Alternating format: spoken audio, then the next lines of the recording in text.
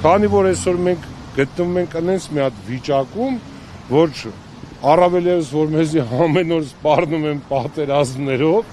եթե հանգարց ինչ չընտրեք պատերազմ կլինի եւ լավ ասենք sense պատկերացնենք մարդը սենց է լավ չընտրվավ, օրինակ արդար ընտրությունները լավ չընտրվավ, ինչ պետք է պատերազմ անի, հա դուրս է գալի, տենց է դուրս։ Ուրեմն եթե տենց տարբերակ կա, ուրեմն պետք է մենք առաջի հերթին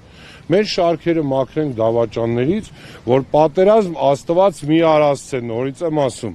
ես չեմ ուզում պատերազմ, մարդկանց մոտ թող կարծիքը չձևավորվի, թե ես պատերազմ եմ ուզում, ես պատերազմից տուժած մարդ եմ, ես տնիցս 2 հոգի եմ կորցրել։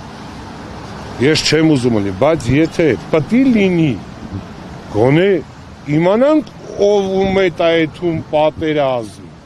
որ ես չմտածեմ, այդում եմ պատերազմ, բայց կասկած չունենամ այս մարդու վրա, որ կարող է այս մարդը դավաճանը, կարող անձի վերջի պահին դավաճանում է ու էլի տանում է այս ամեն չկործանում է։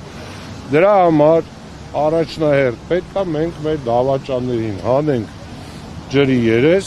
իրանց պատիժը տանք,